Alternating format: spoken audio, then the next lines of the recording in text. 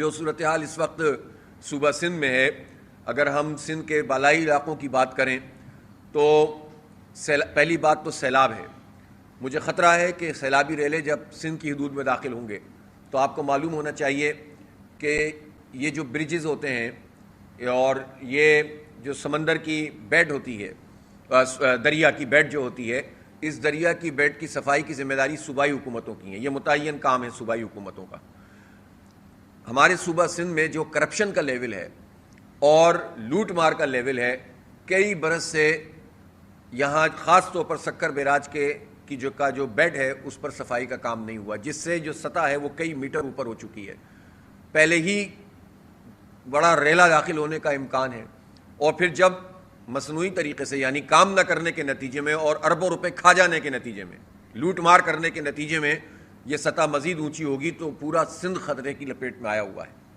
اور اس کی ایک بڑی وجہ سندھ حکومت کی کرپشن ہے، جو اپنے حصے کا کام نہیں کرتے اور لسانی سیاست میں اپنے آپ کو سب سے زیادہ پیش رکھتے ہیں، لوگوں کو تقسیم کرتے ہیں، لوگوں کو آپس میں لڑواتے ہیں۔ لیکن سندھ کے عوام کو پہلے بھی انہوں نے اپنی حرکتوں کی وجہ سے ڈبویا۔ انہیں جو لیفٹ بینک کینال اور رائٹ بینک کینال میں جو کام کرنے تھے وہ آج تک بھی نہیں کیے۔ 2010 میں سیلاب آیا تھا، منصوبہ بنا، پھر اس کے بعد 2022 میں جو سیلاب آیا جس میں پورا میہر اور دادو اور وہاں سے لے کر جو بلوچستان کے ریلے اندر آتے چلے گئے اور یہاں ٹھٹا تک سب ڈوب گئے تھے، اس وقت بھی یہ بتایا گیا کہ بھائی جو کام آپ کے کرنے کا ہے وہ تو کیجئے۔ فنڈ کھا جاتے ہیں اور کام نہیں کرتے، جس کے نتیجے میں سندھ کے عوام ڈوب جاتے ہیں۔ تو ان سندھ کے عوام کے نام پر، سندھ اور مہاجر کے نام پر سیاست تو یہ دونوں پارٹیاں کرتی ہیں، لیکن دیتی کچھ نہیں ہے سندھی عوام کو، اور اس کے نتیجے میں لوگ ڈوب جاتے ہیں۔ بلکہ اللہ معاف کرے، یہ تو وہ لوگ ہیں جو شاید اس کی تمنا کرتے ہیں کہ لوگ ڈوبیں گے تو ہمیں مزید فنڈ ملے گا اور یہ مزید کھائیں گے اور مزید لوٹیں گے۔ تو یہ جو لوٹ مار کا نظام سندھ حکومت نے قائم کیا ہوا ہے، یہ کشمور سے لے کر کراچی تک یہ پورا سسٹم کام کر رہا ہے، اور اس سسٹم کو تحفظ ظاہر ہے جن لوگوں نے دیا ہوا ہے وہ سب جانتے ہیں۔ اس لیے ہم یہ سمجھتے ہیں کہ یہ بہت خطرے میں اس وقت صوبہ سندھ آیا ہوا ہے۔ بدامنی اپنی جگہ موجود ہے، دھاڑیالوں کا اور ڈاکوؤں کا راج ہے، اور مسلمان کیا اور ہندو کیا یہ بہت کوشش کرتے ہیں اور دکھانے کی کوشش کرتے ہیں۔ لیکن ہندو برادری کے جو کاروباری لوگ ہیں ان کے بچوں کو اغوا کیا جاتا ہے، کاروباری حضرات کو اغوا کیا جاتا ہے، اور کروڑوں اربوں روپے یہ ڈاکو حاصل کرتے ہیں۔ اور سب جانتے ہیں کہ بڑے بڑے جو وڈیرے جن کا تعلق پیپلز پارٹی سے ہے، ان کی ملی بھگت کے بغیر یہ کچے کے ڈاکو کوئی کام نہیں کر سکتے۔ لہٰذا کرپشن اور لوٹ مار اور عوام کو لوٹنے کا اور اغوا برائے تاوان کا یہ پورا دھندا ہے جو سرکاری سرپرستی کے بغیر چل نہیں سکتا۔ اب یہ جو شہر کراچی ہے، پچھلے دنوں جو بارش ہوئی، اگر سب ملا کر بارش 235 ملی میٹر تھی تو یہ 3-4 حصوں میں ہوئی تھی، ایک وقت میں زیادہ ہو گئی تھی، لیکن پھر بھی 2 دنوں میں 2 مختلف پورشن میں بارش ہوئی۔ اور لیکن اس بارش میں جس طرح سے پورا شہر ڈوب گیا اور اربن فلڈنگ آ گئی اور لوگ راستوں میں پھنس گئے، خواتین پھنس گئے، بچے پھنس گئے، رات 12 بجے تک، 1-2 بجے تک لوگ اپنے گھروں کو پہنچے ہیں، تو یہ صرف اور صرف نااہلی ہے، نالائقی ہے، کرپشن ہے اور لوٹ مار ہے۔ ورلڈ بینک سے پیسے ملتے ہیں، کھا جاتے ہیں، اور بہت سارے ہمارے ٹیکسوں کے پیسے ہیں۔ اہل کراچی ہیں جو سب سے زیادہ ٹیکس ادا کرتے ہیں۔ پاکستان میں 42% انکم ٹیکس کراچی کے لوگ دیتے ہیں۔ پاکستان میں 60% سے زیادہ جو ریونیو ہے وہ کراچی جنریٹ کر کے دیتا ہے۔ جو 54% جو ایکسپورٹ ہوتی ہے اس کے 54% کراچی سے ہوتا ہے۔ کراچی منی پاکستان ہے۔ کراچی سندھیوں کا بھی سب سے بڑا شہر ہے، مہاجروں کا بھی سب سے بڑا شہر ہے، پختونوں کا بھی سب سے بڑا شہر ہے، بلوچوں کا بھی سب سے بڑا شہر ہے۔ کراچی میں تو ہو سکتا ہے یہ ہزاریوال کا بلکہ یقیناً سب سے بڑا شہر ہے۔ کشمیری بڑی تعداد میں یہاں رہتے ہیں، یہاں پر ہر زبان اور پنجاب کے لوگ بھی بہت بڑی تعداد میں رہتے ہیں۔ تو یہ تو منی پاکستان ہے، پورے پاکستان کو ریپرزینٹ کرتا ہے۔ اس کی معیشت پاکستان میں ان حالات میں بھی پاکستان کی معیشت یہی شہر چلاتا ہے، اور پیپلز پارٹی کراچی دشمن پارٹی کے طور پر کام کرتی ہے۔ وہ سندھ دشمن بھی ہے اور کراچی دشمن بھی ہے، اور خاص طور پر یہاں پر یہ لوٹ مار کرتے ہیں۔ انہیں کراچی سے صرف لینا ہے، اس کو دینا کچھ نہیں ہے۔ یہاں ملازمتوں میں بھرتی کروانے ہیں، پیسے پکڑ کے لوگوں کو میرٹ کا قتل عام کر کے لوگوں کو بھرتی کرانا ہے اور کچھ نہیں کرنا۔ آپ دیکھ لیں کہ ان کی پرفارمنس کیا ہے۔ قبضہ کر کے یہاں پر میئرشپ پیپلز پارٹی کو دی گئی اور اسٹیبلشمنٹ نے دی، اور اس کے بعد سے لے کر آپ دیکھیں انہوں نے کیا کام کیا ہے، کون سی پرفارمنس ہے ان کی اور جگہ جگہ تھو تھو ہو رہی ہے. لوگ پوچھ رہے ہیں, سوال کرتے ہیں, ان کے پاس جواب نہیں ہوتا ہے. 17 سال سے جس کی حکومت ہو, NFC ایوارڈ میں جس کو پورا حصہ مل رہا ہو, وہ PFC ایوارڈ کرتے ہی نہیں ہیں. وہ بنایا ہی نہیں انہوں نے. پروونشل فائنینس کمیشن نہیں بنایا نا سیف بھائی, نہ اس کی نومینیشن کی اب تک. تو یہ ان کا حال ہے. بلدیات کو کوئی اختیارات نہیں دیے ہیں. ان سے بات کرو تو یہ لسانی رنگ دینا شروع کر دیتے ہیں. مجھے بتائیں, ہم تو کہتے ہیں کشمور سے لے کر آ جائیے شکارپور, آ جائیے جیکب آباد, لاڑکانہ, حیدرآباد, سکھر, جتنے شہر ہیں, جتنے بلدیات ہیں, کراچی, ان سب جگہوں کو آپ اختیار کیوں نہیں دیتے؟ آپ اختیار نہیں دیتے, جس کے نتیجے میں آپ قبضہ کر کے بیٹھ جاتے ہیں اور لوٹ مار کا یہ نظام قائم کیا ہوا ہے. جو پروٹیکشن آئین میں اختیارات کے حوالے سے کہ سیاسی, انتظامی اور مالیاتی اختیارات بلدیاتی حکومتوں کو منتقل کیے جائیں, حکومت کا تو سوال ہی پیدا نہیں ہوتا. بلدیاتی حکومت تو نام کی کوئی چیز نہیں ہے. بلدیاتی ادارے ہیں جس میں سے جتنے اختیارات ہیں, پانی, سیوریج, کچرا, ہر چیز صوبائی حکومت نے قبضے میں کی ہوئی ہے. اب کراچی میں جو 25 ٹاؤن ہیں, اس میں تو پیپلز پارٹی کے بھی ٹاؤن موجود ہیں نا, اور قبضہ بھی کیے ہوئے بہت سارے ٹاؤن انہوں نے. چلو اب جو بھی ہے تو ان کے پاس, میئر بھی قبضہ کر کے ہے تو ان کے پاس. تو انہوں نے کیا کام کیا ہے؟ جن 106 سڑکوں کی بات کرتے ہیں وہ کہاں ہیں؟ جن بڑے نالوں کی صفائی KMC کے ذمہ ہے وہ انہوں نے کیا کیا ہے؟ یہ بتائیں نا کہ انہوں نے اربن فلڈنگ کا ذمہ دار کون ہے؟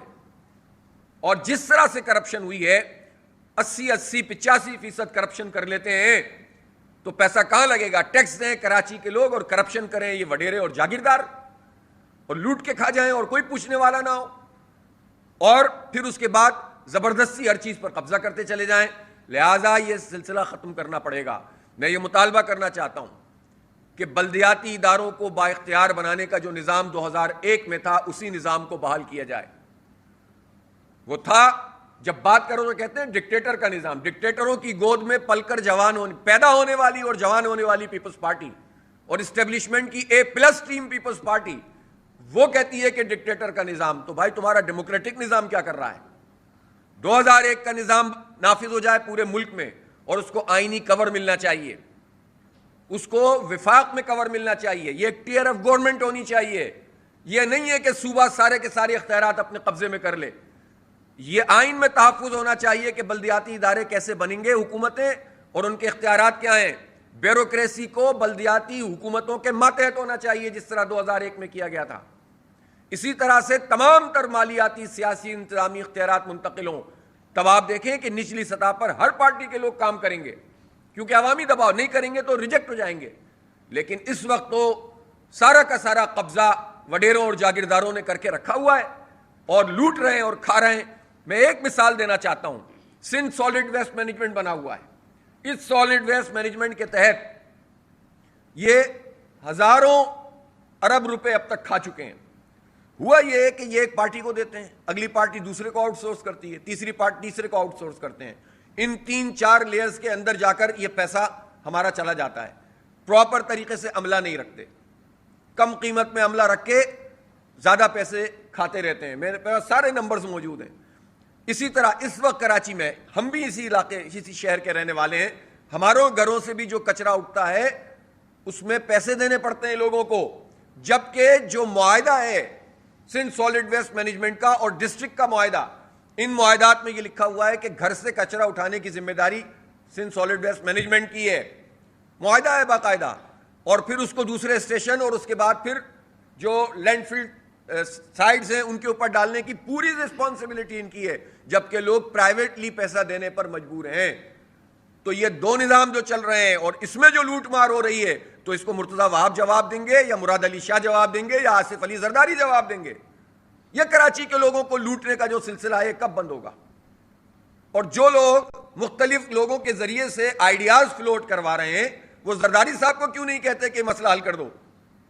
جنہوں نے زرداری صاحب کو ان کے سسٹم کے کامیابی کے نتیجے میں, شاندار کامیابی کے نتیجے میں صدارت کے منصب پر فائز کر دیا ہے, ان لوگوں نے جنہوں نے فارم 47 کے نتیجے میں اس پورے کے پورے قبضہ گروپ کو MKM اور پیپلز پارٹی کے شہر پر اور صوبے پر اور مرکز میں مسلط کر دیا ہے, وہ لوگ ان کو فون کر کے کیوں نہیں کہتے کہ مجھے یہ آئینی ترمیم چاہیے؟ ہمیں کیوں لڑواتے ہیں؟ سندھی اور مہاجر عوام کو کیوں لڑواتے ہیں؟ اس لیے ہم یہ سمجھتے ہیں کہ رسپانسبلٹی جب سندھ حکومت کی ہے اور وفاقی حکومت کی ہے, تو رسپانسبلٹی ان لوگوں کی بھی ہے جنہوں نے فارم 47 کی بنیاد پر ان لوگوں کو مسلط کیا ہے. لہذا با اختیار بلدیاتی نظام سب جگہ ہونا چاہیے. پنجاب میں بھی بلدیاتی انتخاب نہیں کروایا جا رہا, ایون اسلام آباد میں نہیں کروایا جا رہا.